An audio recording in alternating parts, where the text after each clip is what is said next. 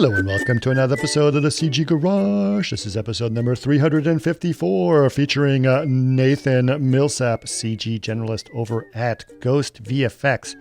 I actually knew Nathan when he started his first career in visual effects. I gave him one of his first jobs, and I am extremely proud of that, and I should be, because he turned out to be such an amazing person, and he just needed a chance, and I was very happy to give it to him. I gave him a really crappy job, though, I have to say. I felt really bad about it, because he had to do a lot of grunt work on that job, and he did it with such a smile and with such vigor that I knew he was going to go places because he had the right attitude, and indeed he has. So, Kristen, what did you think of Nathan?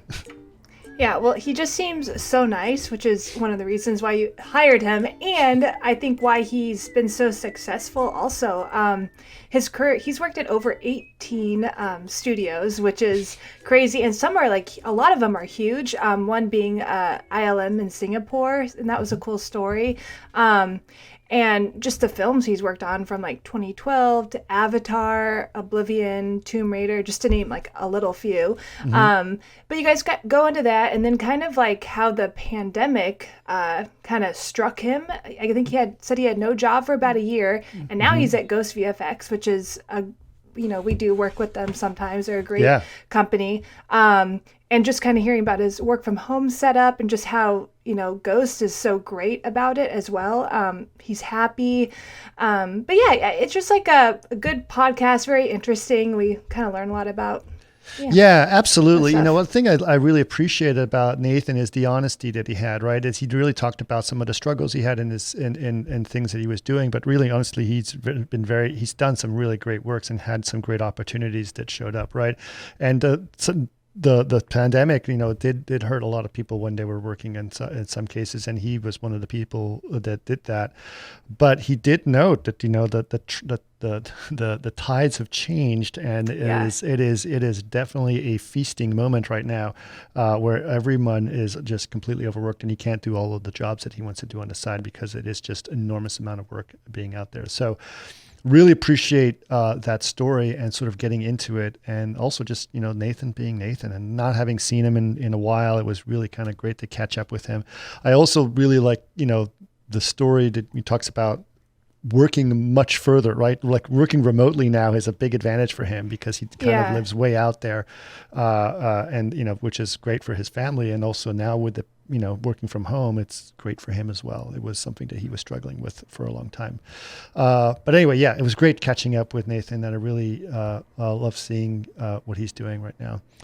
I know it's getting towards the end of the year, and if you don't necessarily have a lot of huge announcements, but I do want to have one announcement that you guys should check out tomorrow, which is going to be December 14th, is the Real-Time Conference, and I will be hosting a panel at the Real-Time Conference on the subject of NFTs and the metaverse. And I've got some amazing panelists in there, including some venture capitalists who are going to tell us exactly why these things are worth so much money, which is interesting. But I definitely go check it out. So go to the Real-Time Conference and check out registration. I don't know if it costs anything. I don't think it costs anything. So you may want to just go ahead and do that. But I will be presenting there, and I would love to see you. So make sure and check it out, as well as all the other great talks that are happening at the Real-Time Conference. I enjoyed it. I personally loved attending it, and I'm really glad that Jean-Michel was able to invite me to do that as well. But in terms of the podcast, Kristen, if people want to know more, where can they go? You can go to facebook.com/CG Garage Podcast or chaos.com/CG Garage. And if you'd like to watch us, go to youtube.com/Chaos Group TV. Perfect. And if you guys have any other ideas about guests or people you would like to have on, and we've gotten some great suggestions in the past, please let us know. labs@chaosgroup.com is our email, and just go ahead and email us there. Again, that's labs@chaosgroup.com. And don't forget to leave us a review on Apple Podcast and share us with all of your friends and family. And we also hope that you guys are getting ready for the holidays. I think it's going to be a nice one.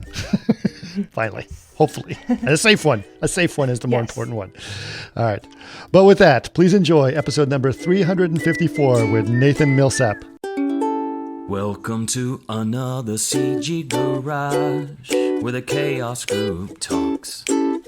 You'll know it's over when the last bucket drops. We're gonna fire off rays in high dynamic range. We know that ambient occlusion is passe. Global illumination won't lead you astray.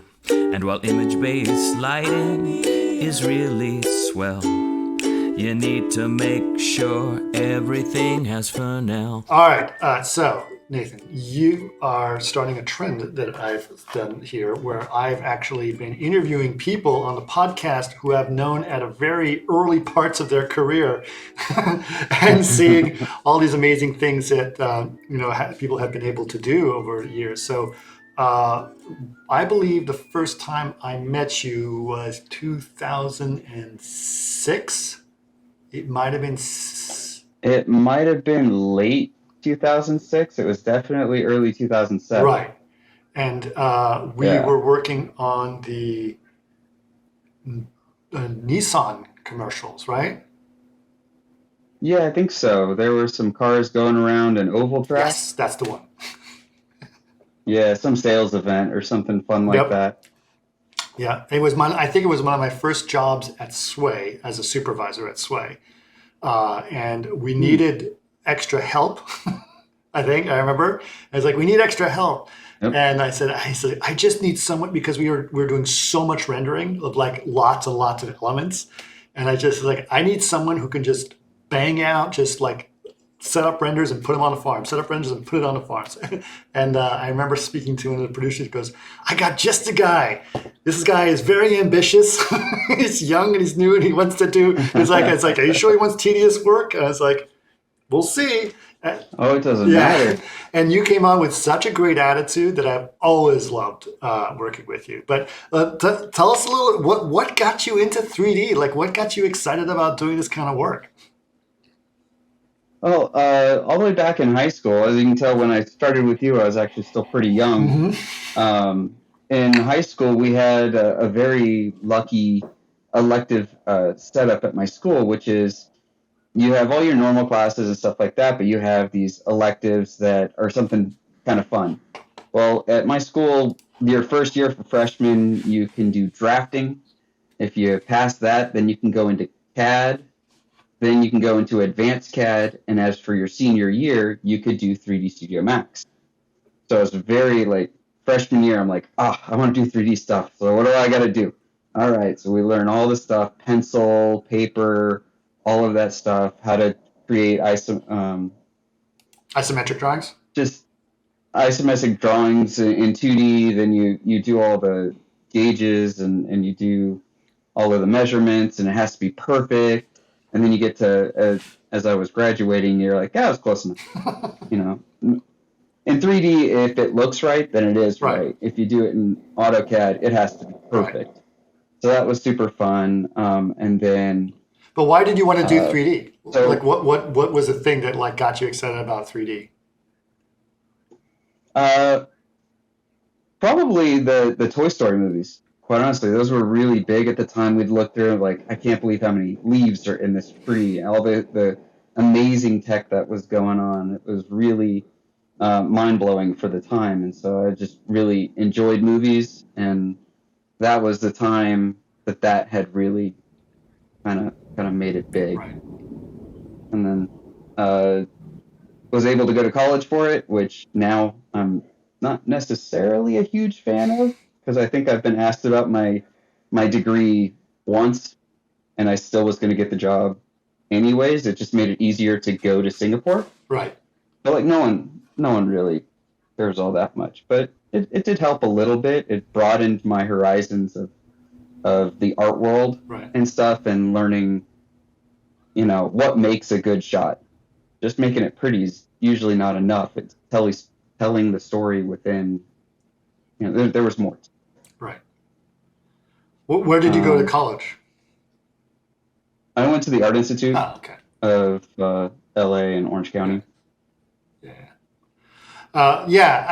It's interesting. It's interesting. I mean, I've been thinking. I have different thoughts about education, especially education as training. I don't necessarily think is always necessary if you're smart enough and ambitious enough, especially in 3D, you can train yourself. Absolutely. Right. If you have that ambition, I talked to a couple young guys when over at Pixamondo a couple times and stuff like that, and they're like, "Oh, I'm going to take this Millman shop." And I was like, "Awesome!" They do really great stuff because they give you exact knowledge for what you want. And he's like, "Oh, it's for matte painting." I was like, "You know that the teacher's right here, right? Like, I'll go get Alex Nice. He's in the other room. Let's go talk to him." And so they're like, "No, I like having a class type situation. There's consequences and stuff for not doing your work, or you pay attention better while you're in school." So some people benefit that way, Yeah. where I'm like, I'm just going to go talk to him. Like, I'm going to go pick the brain of the guy who's the teacher anyways. Yeah. Where I like doing it that way. But it does help others. Yeah, I think so. I think there's certain things that I think you get in school that you get contextually that it's harder for you to do. Like art history, for example. You kind of hinted at that a little bit, right? Art history is something you're going to do a better job in school, right? You're not going to say, "I'm going to learn art history on YouTube." It's like, No, having teachers like that really do help. They do. And I listen. I have an architecture degree that I've used once, and I moved forward. But I have huge respects for my architecture degree itself, not because I needed it for architecture, but because, especially with the school I went to, it taught me how to learn. Like, learning how to learn is a kind of an interesting thing to do. And I think that's... Oh, yeah, definitely. Yeah. And I knew that when I met you, you were like, just give me the challenge, give me the information, and I'll do it. So I think that's probably why you feel the way you do. Oh, yeah, I love the amount of issues where I'm like, I have no clue how I'm going to do this. Right. But I look certain things up. I talk to certain people. I try a few things. It's the process that's really fun for me. So if I know how to do a certain I get really bored. Right. Because I'm like, I want to either make it better or, it's fun for problem solving. Absolutely. And there's a lot of it. Right. In this industry. Yep. There's a lot of it. I think I mentioned this story before. It was when my first job in visual effects was I was at DD, and Andy Waisler was my supervisor at the time, and he gave me an assignment, and I looked at him, and I was terrified, and I finally admitted, it's like, I don't know how to do that. And he looked at me and he says, "Well, neither do I, but I think between the two of us, we can figure it out." Yeah, we'll figure it out. Yeah. And that was kind of like, oh, I get it. And that was good. You're right. It's great. It's really cool. So, all right. So was Sway one of your first jobs in Yeah. Yeah. Okay. Yeah. Working with you was my very first job. I did architectural visualization beforehand, but it was one of those, all right, let's hire one kid out of college, give him a single Dell computer with no farm, no assistance whatsoever, and be like, here, make something pretty. Mm-hmm. And it ended up poorly. Right. And so then left there, and I was like, I was a big car guy. I built my first car. All right. And so when we were doing all the car stuff, I'm like, this is perfect. This is right what I love. Yeah.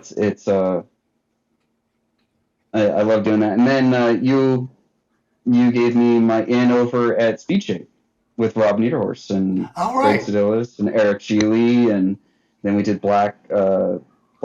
Yep. With Joe Kaczynski.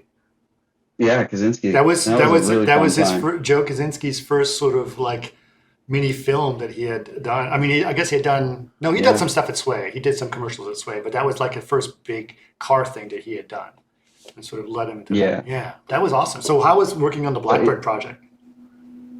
Oh, it's probably the reason I don't hold traditional schooling up that high, because I tripled my knowledge just sitting next to Greg. Oh, Sedillis? During the first like 2-3 months there. Yeah.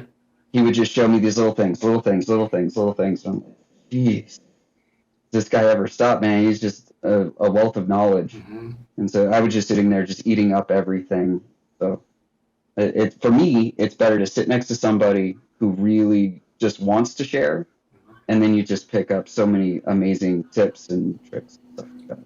Yeah, I think you're absolutely right. Greg is he's really he's a really good person. I have begged him many times to be on this podcast. He always refuses, which if you know him, that makes sense. But he is a great mentor, and I think that's a really good thing. So how long? He took me under his wing for a good year until he departed, which everybody's moves around quite a bit. I mean, I think I did the math a little while ago, and I've been at either 18 or 19 different companies. Wow. So, but I really enjoyed part of that. Now I've got a family. I want to stay at one place as long as possible. I love the crew that I'm at now. As well, like most places, I love the crew. That's why you're in the industry. You're usually not in the industry for self-serving as much as you just truly enjoy the people. You make tons of friends as you move around, and someone calls me. If Rob calls me, I got a project. Blah blah blah. It's like Rob Nearhorse, like, okay, let's take a look. Let's see what's going on. Right. It just makes it enjoyable, and that's what makes this industry great, is the people. So yeah. Where did you end up? Greg was one that really took us off. Yeah. Where did you end up after Speech Aid? Over at Uncharted Territory, we worked on 2012. Right. So you were Greg there too, right? Yeah. Greg came on a little. The funny story with that one was we were having a really hard time rendering this big plane, and it was taking forever. And he came in with his laptop and Mac and V-Ray, and just I do it on my laptop in like 45 minutes. And we're like, dude, you can't do that. We set up a whole pipeline. That's right. And he's just like, well, just kind of, we had a really fun time. Still talk to a great number of those guys that were on that. 12-hour days, 6-7 days a week. That was my longest OT bender for sure. Right. What was it like working with Uncharted? Because they're kind of a different visual effects studio, right? They kind of like pop up and then completely shrink down to nothing. They were absolutely fantastic. And one of the things that I didn't know at the time was how important it was to have Roland Emmerich in the house.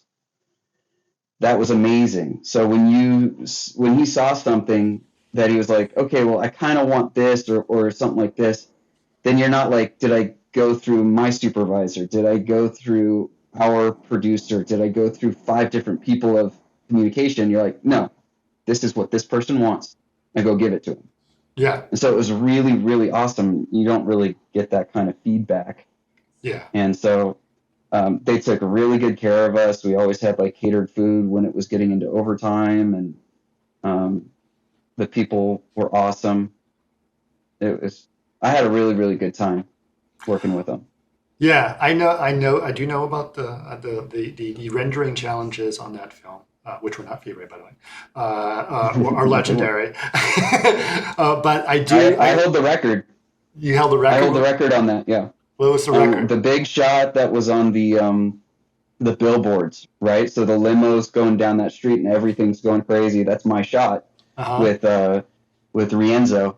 Oh, with Mike Rienzo. Yeah. Yeah, so we had to break it into left and right, center, then extreme foreground, midground, background, super far background. So there's 12 different sections that need to be rendered, all with holdouts and stuff like that, all of them being about 24 to 48 hours each.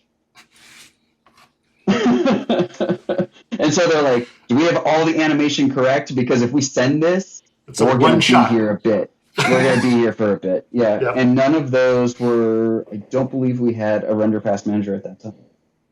So each submission was about an hour to submit. Right.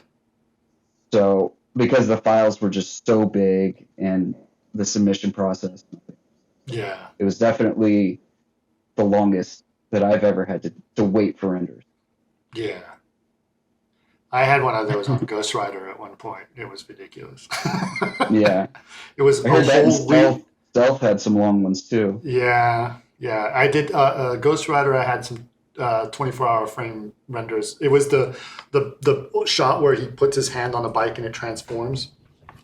Yeah. And they could never get it to look quite right because they were using RenderMan at the time, and they basically had to fake the reflections, and the reflections never look. And so they bit the bullet and ray traced the reflections. With RenderMan was not. This is a long time ago. Was not. Yeah, this is still 32-bit. Yeah, it was definitely 32. And you were doing 3 gigs of RAM max. Yeah. Mm-hmm. And so they were taking 24 hours of frame to render, and they just basically. It was my last shot that I had to do. And they basically just slow burned it on the farm, and I just sat there and waited. I went to the movies because it took a week to render. Yeah. So yeah, okay. Well, that's fascinating. So that was a great show. I did love hearing some of the stories about 2012 in terms of the crew and Uncharted. I think that was really great work, especially that shot that you just mentioned, that earthquake shot. Oh man, that was some of my favorite stuff to work on. It was so cool. Yeah, beautiful work. And then after that, I was able to go over to Frantic Films, which ended up, at the time I was there, be bought out by Prime Focus. Right. And we were working on The Tree of Life and Avatar. Oh, right. So that one was kind of fun to do. Avatar was the Avatar stuff like the big holographic stuff that the table thing that they were looking at. Some of that was yeah. A lot of it was that. The part that I worked on was the what do you call it, the base, the helicopters like landing and the crazy stuff like that. The base. My responsibility was to take all of the assets that came from Weta and stuff like that, turn them into max objects, materials, assets, it's just everything, and save them out, and then they'd start animating and stuff. So. And was that here in LA? Yeah, that was in Hollywood. Okay, got it. Oh, I know. Yeah, right on the Hollywood Pass, right? Yeah. Yeah, I remember. Right next to whatever. They have that record building. Yep. It was right next to it. Yeah. I remember now. Perfect. Okay. Well, cool. All right. So I know you've worked at 18 different places, so you don't have to name all of them. But well, the Avatar one's kind of fun. The Avatar was good. Yeah. What was the second one? Well, the Avatar and the 2012 were kind of big ones. Yeah. Okay. So what were some of the other? Did a lot there.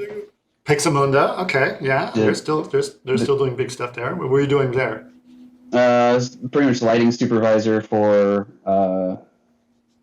They were all the bad films, unfortunately. Journey to the Center of the Earth with The Rock, which my daughter loves. I'm like, great. As long as somebody loves it, that's fine. And then Green Lantern. That one was another one. It's just like, hey, I don't get to pick the movies. I just you never get to pick those. I did a couple more later on, but that was coming back and forth. You know, the industry at the time was you'd work somewhere for 6 months, you'd work somewhere for a couple weeks.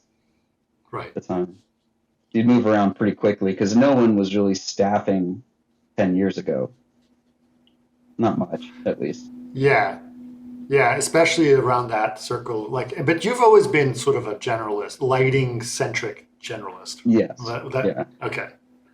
Well, that was put on me. I wanted to actually do a lot of other stuff, but at SpeedShape, that's all they wanted me to do. So I got really dialed in on that area, and it's like, all right, cool, I can do it. And then it was just like, oh, then you got pretty good at it. Like, all right, cool. So that was my niche area. What did you want to do? What did you think you wanted to do? I was really intrigued with rigging for a long time because as like I built my first car. I like the engineering part of it. So to me, rigging stuff so it works was really interesting to me. You know, it's like an erector set. You're just building this stuff up, and I'm glad I stayed away because it sounds like the headaches are pretty bad when it goes wrong. Yeah. I just rigged my first character, believe it or not. I do little things to make my life easier as a generalist.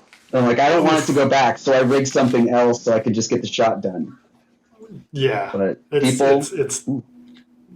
Yeah, I know. I haven't rigged a person. This is a little robotic thing that I've been doing. But anyway, it's nice. been just thinking and understanding bones and hierarchy. And if you mess it up, it's like untangling that. If it's twisted that 1 degree, yeah. So I really enjoyed it. I got into scripting for a little while to make my life easier. So before a lot of the render pass manager stuff came up, I was using buttons to just like, all right, select everything, matte, unmatte, visible to camera. So I would make my own little scripts that way. But and before baking cameras became really popular, I made a baking and renaming camera that locked all the transforms, so I couldn't mess it up. Because for the longest time, they were like, "Oh, all of a sudden you moved the screen," and you're like, "No, did I not? Oh, now I got to bring in the camera and do all this stuff to make my life easier." I learned a little bit of. Yeah, that's good. Do you think that's something that people should pick up on their own? Like, hey, learning some scripting is something that you should probably do just to help you along the way. It doesn't have to be, you don't have to be a pipeline person. It's just generally a good thing to have.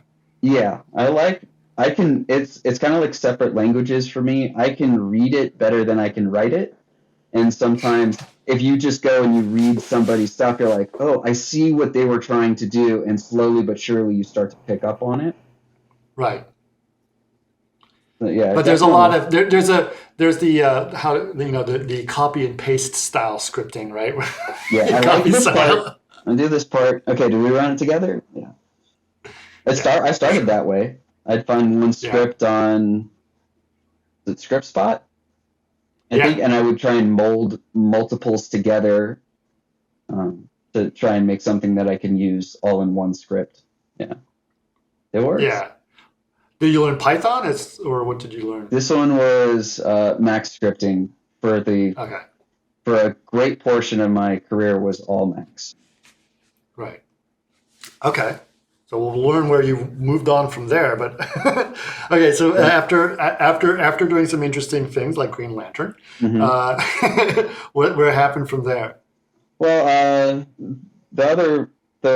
I guess the next big one was I got offered ILM in Singapore.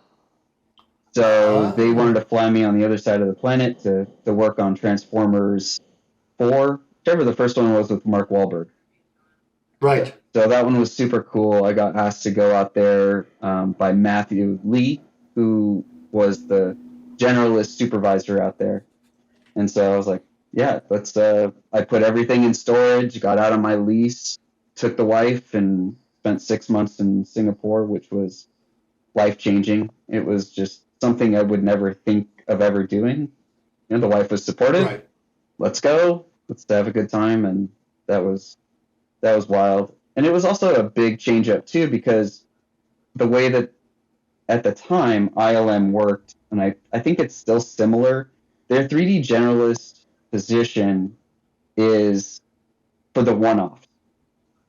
So there were certain shots that were like, this asset gets way too close, and it's built to be half the screen or smaller.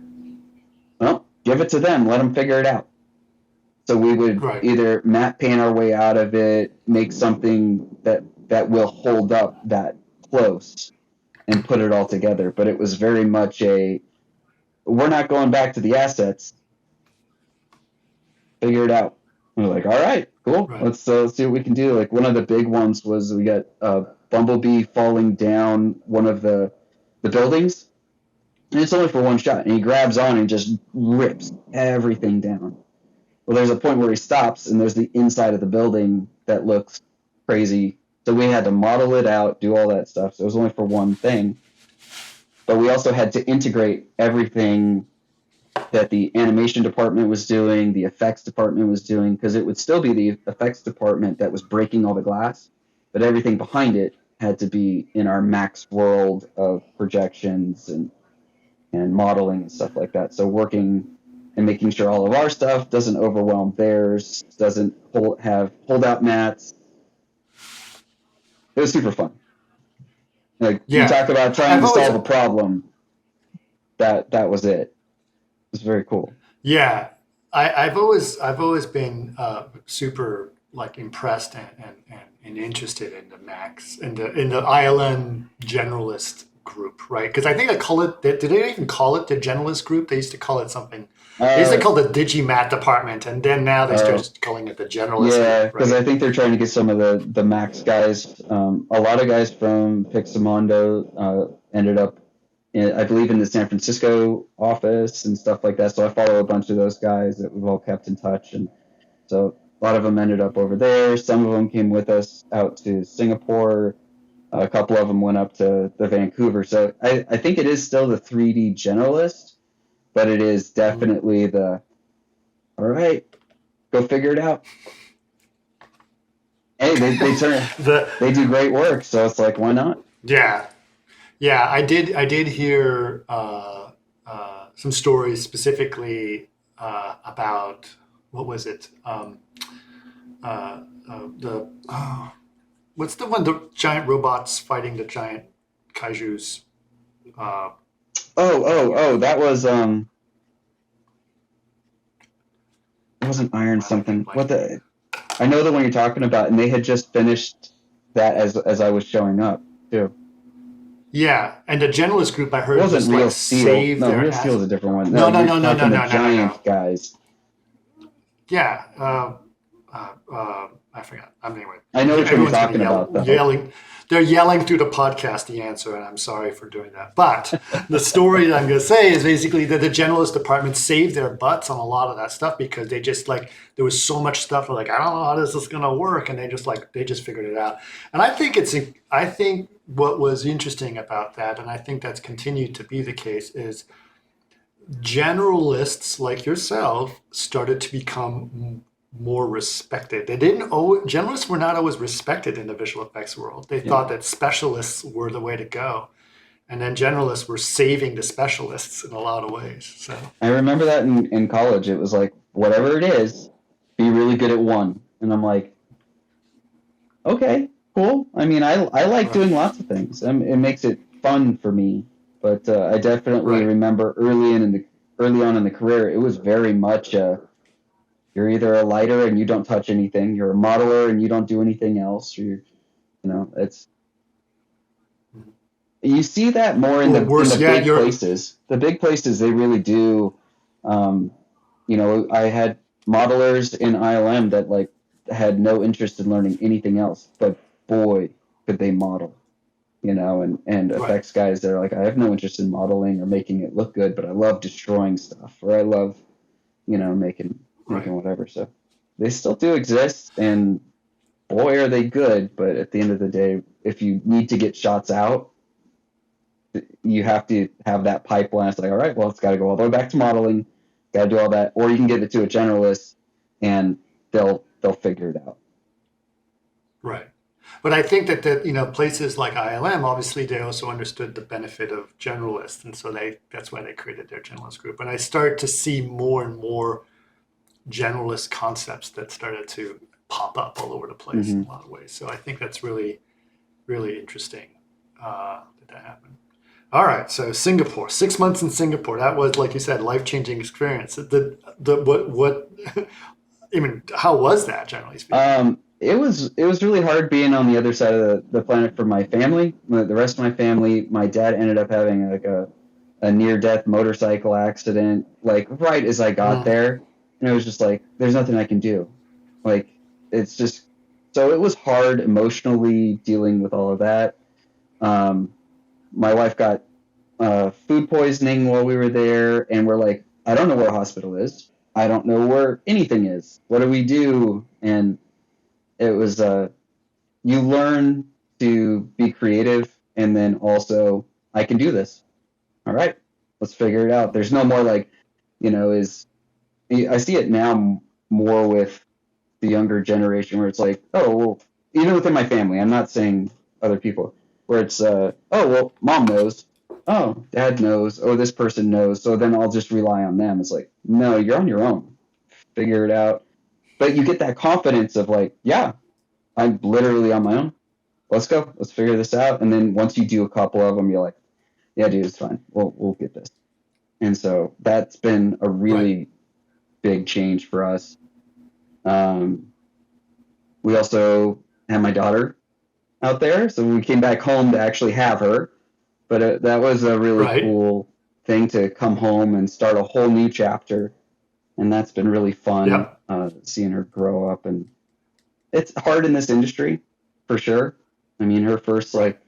4 years, 5 years, I got home, I'd be the weekend dad, you know. Right. It's really rough in this industry to do that kind of stuff, especially when I live an hour away. So now Yeah. I'm taking the motorcycle in at 8 o'clock. So, little kids get up early. So I got a couple hours with her in the morning, but she goes to bed Right. super early, and then I just see her in the morning. So that was a Right. little rough, but we're making it count now. It's been Okay. awesome Yeah. now. Yeah. Like, I'm Well, at home. This is great. I can have my lunch and have it I with the know. family. This is it's a blessing in disguise for sure.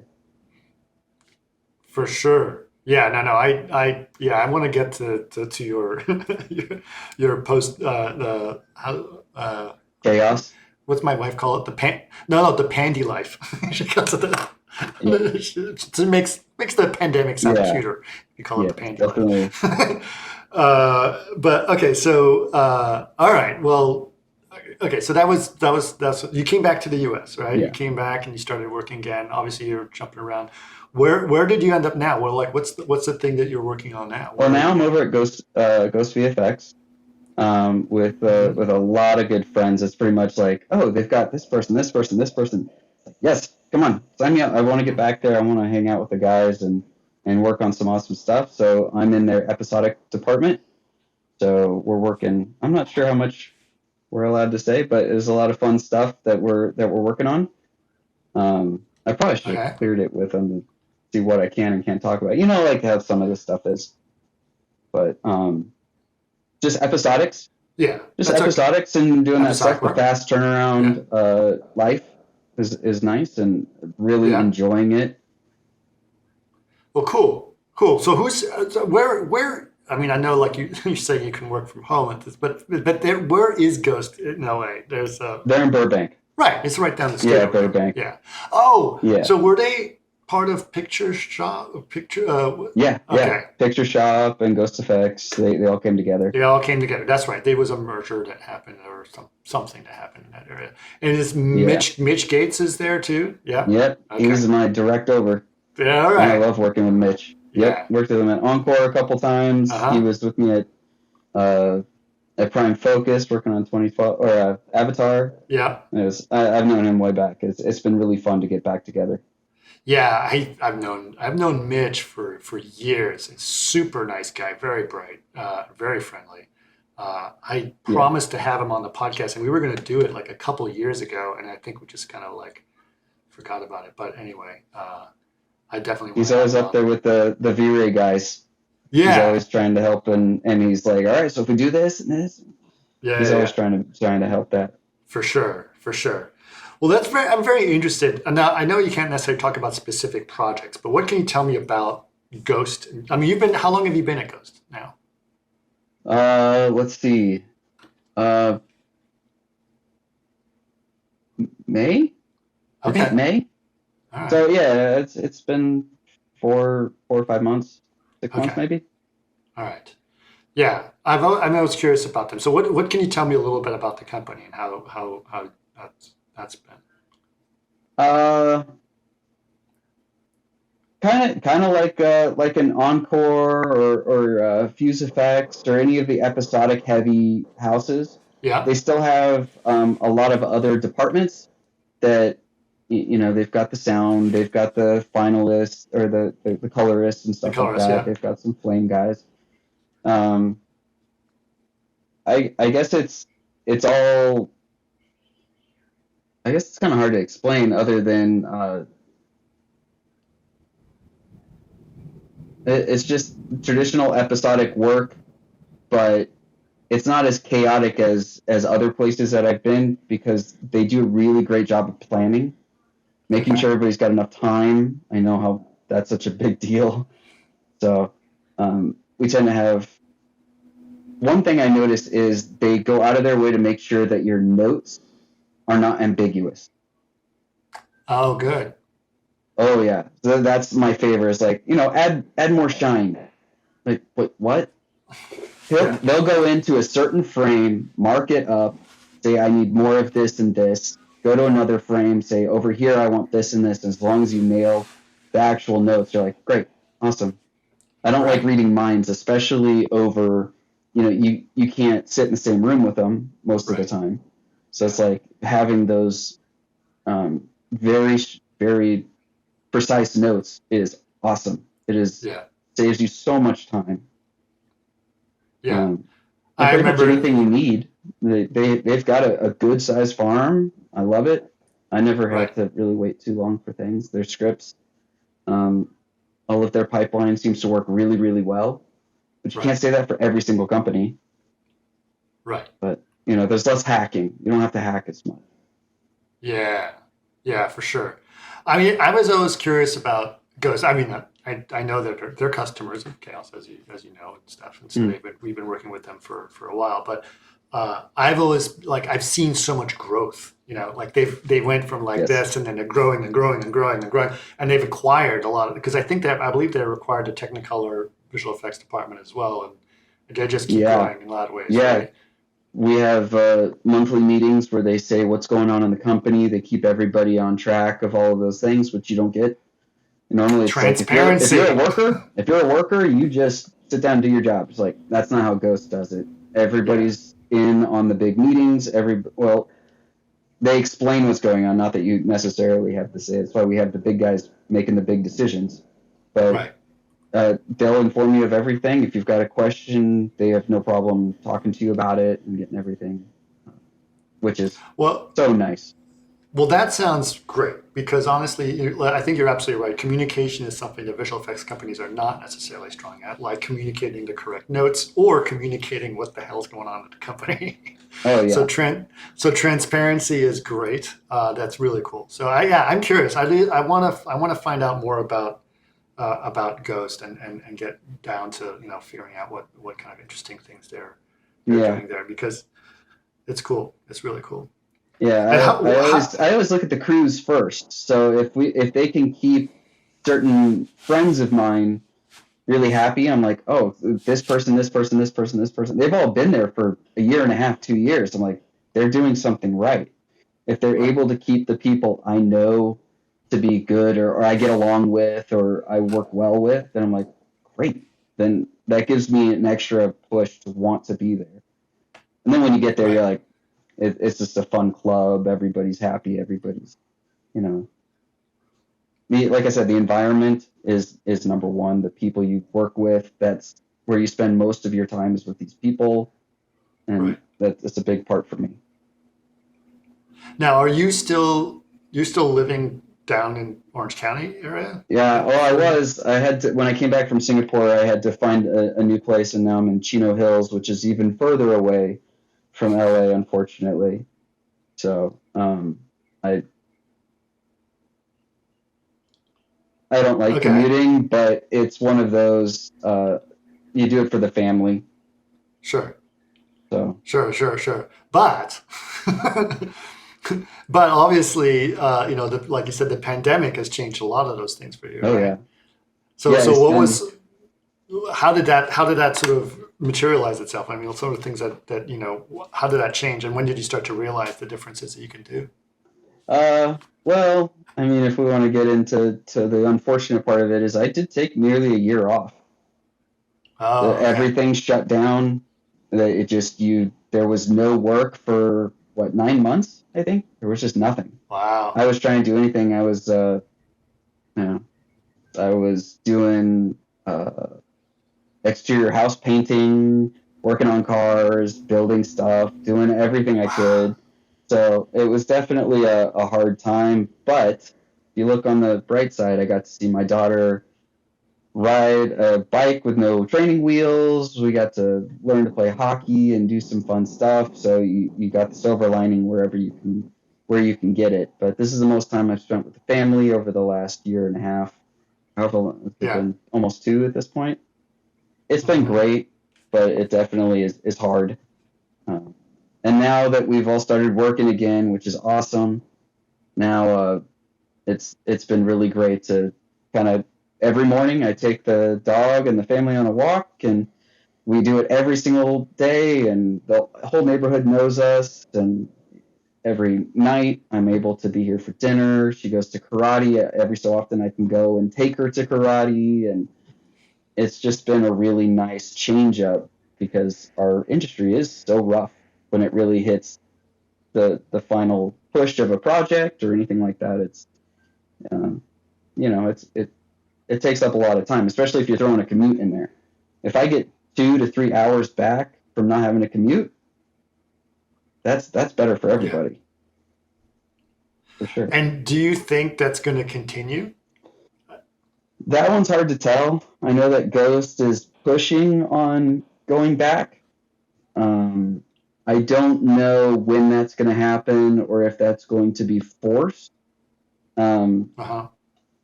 We're hitting all the deadlines we need to hit. I haven't been late on any of the stuff that I need to do. Everything's been on the positive. So I don't know where it's going to go. I've heard of a couple companies. What was it? Oh my goodness, why did I forget that one? There was one that said we'll do from home indefinitely. And I forgot which one it was. Zoic did that. Zoic said Zoic that. did it. So I was like, awesome. I think that you're going to get, heck, I'd even give an extra hour in for free if I didn't have to commute. So. Yeah, and it's interesting. My friend Dan Thron, he's been, I think he's at Pixo, and I think they're letting him work from home as well. And he's way to hell out there too. Yeah.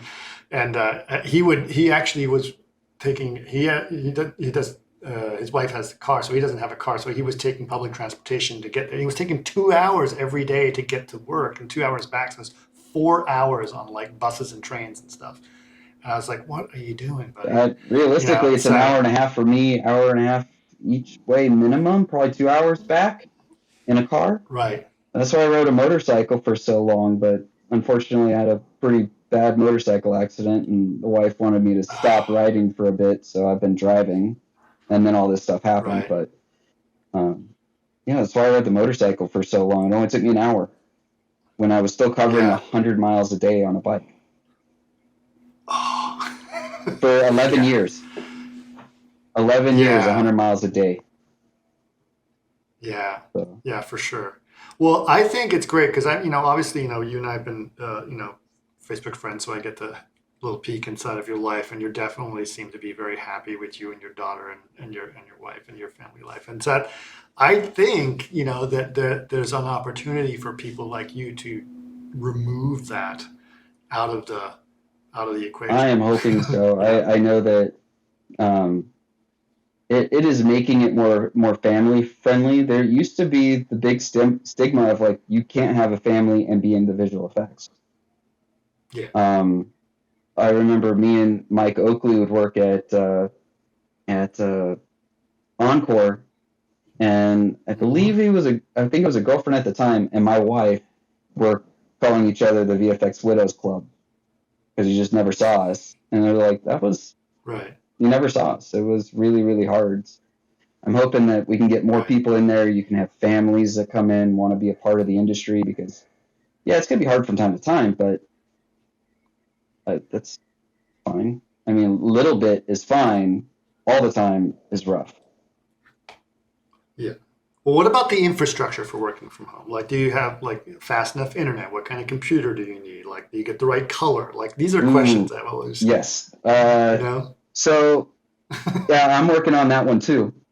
Right now, I have fast enough internet to do what I want, but my house is made of it's a 1920s house, so the walls are like brick, and so I lose it as I get. Right now, I'm in the back of the house, so you need repeaters. You need to do some stuff to make sure that you can maintain, at least 60 to 80 megs at your machine at all times, and it fluctuates and does that kind of stuff, but it definitely, you need to have fast internet. The color is really tricky, mainly because I've got two that are completely different, two monitors that are totally different, but as long as I'm able to do my reference image and my final image that I'm kicking out on the same screen, then all I do is match the amount of red, match the amount of green, match the amount of blue. So by the time they look on a different monitor, it should at least match the reference. But you can't just like, oh, this looks good and send it. You have to have reference. You have to have a plate that it goes into to make sure that your values are even in the ballpark. Yeah. I've wondered about going like and trying to get people color calibrated monitors to work from home, and how do you ensure that it stays that You'd way? have to, if you give them a company issued box with a company issued 2 monitors, then you can kind of work that a little better. But right now, this is all my stuff, which I had to, I lost, my laptop broke a couple months ago, and so I had to go and buy a whole new computer for all of this, which not the greatest thing to have to drop money on, but I'll do it if it's to stay home, for sure. Right. I think that would be nice if a company would be able to. You've already got a box at home, or you've got the box that you're working on at the location. It'd be nice if they just gave you a little repeater box at home. Would have been nice, but like they make Teradici boxes that are just like exactly. Yeah. That would be nice to have company issued. There's a handful of supervisors, I believe, that have that, but your general workforce uses their own stuff. All right. Well, that's interesting. So you fast enough internet, color calibration. I mean, generally speaking, what about the hours? Like, no, you don't have to drive, and yes, you get to have dinner with your family. But I know, like, my wife, she's still sometimes, she's a flame artist and she's doing a bunch of work, but she sometimes works from home. She's working like 80 hours, Oh yeah.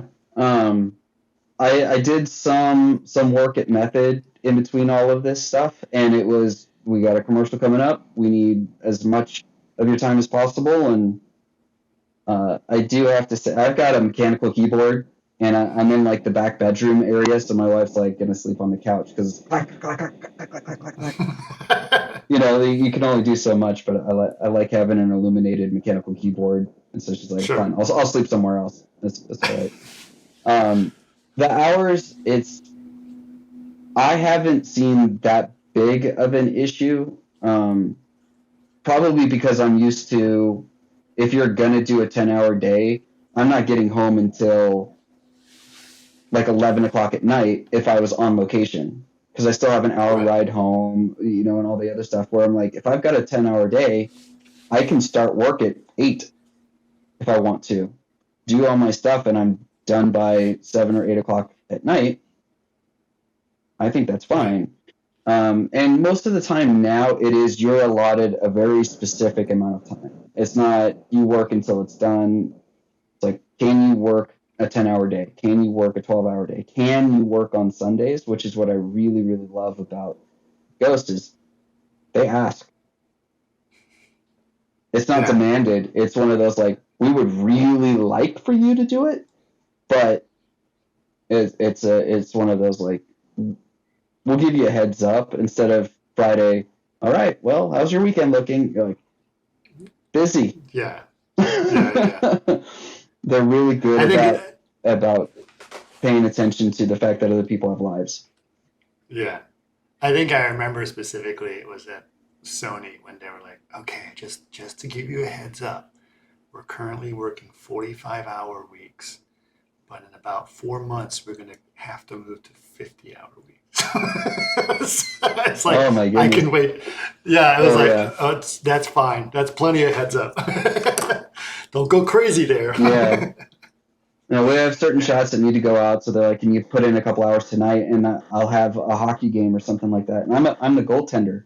If I don't show up, they don't play. So it's like, well, not really. I mean, I can log in afterwards. I can log in at 11 o'clock tonight and knock some stuff out. And they're like, it's fine. It's fine. Like, they'll work with you. I know that not all companies are like that, but it's nice to be a part of one that at least asks. Yeah, yeah, for sure, for sure. Well, yeah, I think it's I think it's interesting, and I think there's going to be certain changes that I think for people like you, who's can enjoy the changes that are happening. Do you feel deep down that those changes are going to affect you for the rest of your career in a lot of ways in terms of I how the pandemic is doing things? Yeah, I think so. I think that it's kind of pointed out, like I knew how, so I guess it's early on in my career, you didn't say no, right? If they wanted you to work overtime, you didn't really have a choice. You said, of course, yeah, totally, let's do it. You put in the extra hours so that you can be on somebody's good list. You do what you have to do to keep everybody happy so you stay employed as long as possible. And then as I moved along, it was one of those like I was okay saying no to people's like, but we need your overtime. I'm like, I've got family plans. I'm not going to say it to be a jerk. I've got things that I'm not willing to budge on because I'm at that point where I'm like, I don't really care if you don't like Hmm. me for a couple seconds. I'm still doing my job. Give me a heads up. I'm able to do that.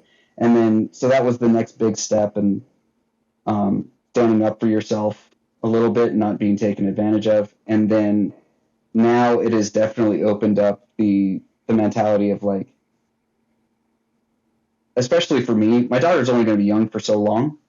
I really want to be there as much as possible, spend as many weekends and stuff with her as possible. And this has made it possible.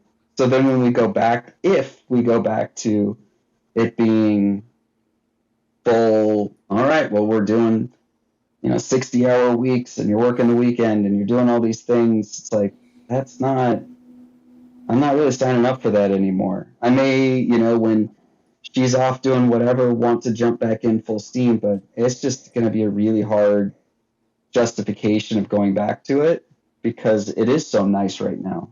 I am enjoying so much of being there. And even if I'm back Hmm. here, she can still come in and be like, hey, check out this cool project because she's homeschooled.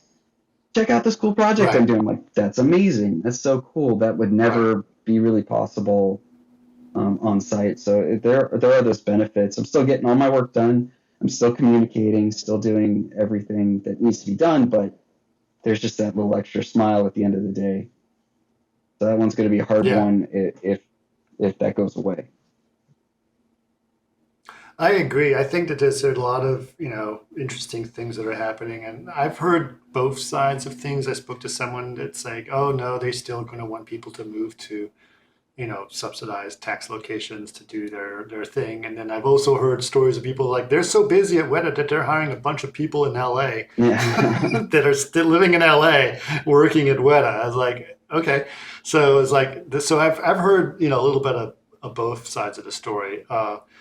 And honestly, what's interesting is like, like you said, you were during the early part of the pandemic, you weren't working and you were having a hard time finding work. But right now, it seems that there's actually a big demand for artists and a lot of work out there. Oh, Is that true? absolutely. There was quite a few people that I knew were out of work the same time I was, and now I don't know a single person that's not working, and I get calls quite a bit just for little gigs and stuff like that. I'm like, I'm sorry. I know Yeah. there's not enough arms, not enough hands, not enough computers. Um, Right. so it's nice. It's Yeah. all full. I don't know anybody that's not working that wants to be. Some people Right. wanted to And do you, change careers and stuff like that, but anybody who wants to be working right now can usually find something. yeah. And since you've worked on a lot of, big movies and then episodics and commercials and all that kind of work. You've worked on every scale of thing that's possible. Uh, do you feel that like the streaming worlds has sort of taken over in terms of the amount of visual effects quantity work that's out there right Oh now? yeah, probably the last 4 films I did were Netflix stuff. So when I Right. was over at Zero VFX with Rob, Yeah. then I had to learn Maya, so that was a really fun thing. I love learning new stuff, so had to be pushed into Maya, learn that whole pipeline, and do all that. Yep. Which I'm very grateful for them giving me the time to learn it, because there is a little bit of hiccup time and trying to figure that stuff out. All of it was Netflix, so it was Mm. like, yeah, we've got big sequences that go in, and I have very little interest in going to the movie theater, and I love working on them. I'd much rather stay home and put my feet up, have my dog next to me, and do all the stuff that I want to do, not have someone yelling in the Right. back. So I totally get the whole Netflix stuff. We've got all of the HBO, the Disney, all of that stuff. The streaming situation is, that's going to be the wave. I mean, it already is. Yeah. And they're It already already is. throwing so much money. I think even Amazon's throwing a ton of money at it too. So Oh yeah. everybody's throwing money at it. They're going to redo the whole Lord of the Rings thing, so you can do the whole thing all over again. Yeah, it's a lot of work. I don't foresee anything going down anytime soon. There's just too many avenues of work. Yeah. Yeah, I have this. I have another podcast that you may know called the Martini Yep. Giant, and I didn't me and I didn't Dan know go Eric on. was on that for the longest time. I was like, Oh yeah. Yeah. Eric is on there as well. So Eric and Dan and I always obviously have debates about movies. It's but I'm the one arguing is like, you know what? You got a 4K HDR mhm. TV in your house with Dolby Atmos sound. You set that up. It's not massively expensive to set that up anymore. And I don't see a need to go to the theaters. Yeah, I agree. And you Yeah. can Hmm. it's just gotten so expensive. Like, my wife justifies all Oh the God. time she's like, oh, we're gonna watch the new Disney one. I'm like, dude, that's like $35 to stream it. I'm like, that's crazy. She's like, I would have spent $45 for all of us to go to the theater. I'm like, Oh, or I was like, more. oh, yeah, that's valid. So Yeah. yeah. Easily. Like easily. Set like just a popcorn for God's Oh, sakes. exactly. Yeah. It's so bad that I'm like, yeah, oh, all right, cool. Let's rent it. You want to watch it while it's hot and do all that? Fine. Very, Yeah. very good. Yeah. Yeah. So I Yeah, for was sure. I was thinking that a long time ago, but only now in the last 2 3 years have the big TVs come down enough to where it's like, okay, most people have a big screen TV now. Most people have decent audio, and the color is close enough that you're not going to really complain about it. Yeah. Yeah. They're actually now, what's interesting is like the TV. I got a TV recently, and I know it's an OLED TV and it's nice and all that stuff. But the movie industry itself is starting to pressure TVs to not do so much shenanigans in terms of color and stuff on their Especially the TVs, right? OLEDs. And so they actually have like, yeah, they have their cinema mode, which is like the director approved, like turn off all the motion smoothing, Right. make the color accurate, and don't make it super ridiculously bright or Mm-hmm. saturated, or don't Samsung the movie. Oh, absolutely. Yep. So now they're actually doing good color, and it's like this looks great. Like I watched Dune on my TV. I was like, this is beautiful, beautiful. Now I know everyone's like, oh, you should go see it in theaters. It's like, all right. Yeah. Once you, Is it going to make the story yeah, better? that's how I kind of feel. Once you've done enough visual effects, you're like, okay, I know when someone spent. I just see time. It's like, don't get me wrong, it looks gorgeous, and someone like came up with something amazing. I just see time. Like, that person got to spend a lot of time on that shot. It looks gorgeous. You got to spend a lot of time. Yeah. And then as you go through, it's like, I need story. I need something to bring you in. Yeah. We've seen enough stuff blow Yeah. up. Yeah. Yeah, Character development absolutely. is I think better. that's why Game of Thrones did so well. Every character was different. Every character worked within its realistic expectation, and it was great. Besides, like, all the crazy shenanigans that went along with it, the people, you really kind of felt for them, and there were a lot of them. So it was very interesting. I actually spoke to one of the original writers and showrunners for Game of Thrones, and he was telling a story to me about how on the first season they did something, but then they realized they were out of money for what they were doing, and they still had some time to fill in this episode. It's like, well, how are we going to fill this out? And they said, and so the writers got creative about it, and they said, we're just going to make this scene, which is going to be the scene between Cersei, and I forgot which scene it was specifically, but it was about Cersei having a conversation with someone. It was just, just shot together like that. It's my son running behind me. I saw that. But they created a scene, and it turns out that writing and that character building was like one of the best scenes in the whole show. And it really got everyone super excited, and it was the cheapest thing to do. It just involved good writing. Oh, yeah. Yeah, definitely. It's good writing. I think half of our stuff is making actors not look crazy, right? So they're in a car driving, and they're just sitting in the simulator. It's like our job's to make them not look crazy. Right. But we can't ever modify a script. We can't ever modify how they put the stuff together. It's just like I really, really enjoy good writing, good acting, good dialogue. What was your favorite? Something I've actually gotten pretty solid on. I want good dialogue these days. What's the favorite movie you ever worked on, regardless of visual effects or whatever? Like as a movie itself that you enjoyed working on.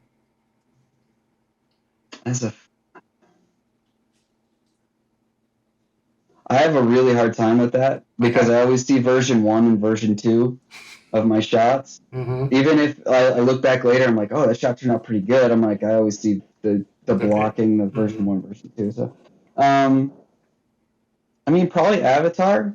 Yeah. I thought everything looked really beautiful in that. I wish I had more to do with it. Right. But I was glad to be a part of it. Yeah. 2012 was the other one where it ate up so much of my life and learning so much and having to deal with just a whole different genre of scale. Like that was another one that I hold kind of dear as 2012, even though it's like really long movie. It's one I think I've only seen like 2 times, maybe 3 times. Right. But it's just one of those, the backstory is just as great as the film being done.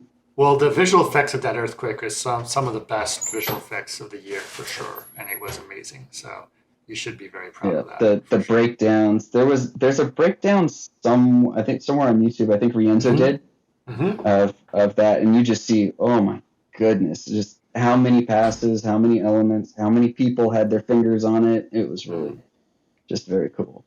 Yeah, absolutely. Well, listen, we've been over an hour, and it was great catching up with you, Nathan. Really great to see you again. I know. I need to go fishing now. Yeah. I feel like I need to go fishing. You should. Do you fish at all? I'm very bad at it.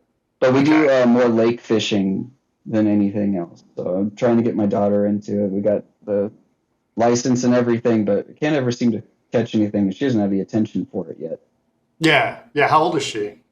She is just turned 7. Oh, okay. Yeah. He'll get there. Yeah. He'll get there. Yeah, I've been, it's funny you say I should go fishing. I haven't actually been fishing in over a week, so I kind of got the Jimmy.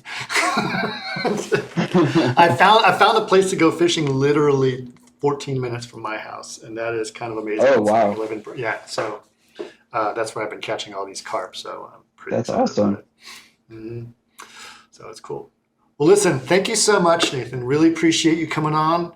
And good luck with all this amazing stuff. It goes. Hopefully someday you'll be able to tell us what magical things you're working on, and we'll be able to see a little bit more of your work. But I've always enjoyed your work, always enjoyed your company.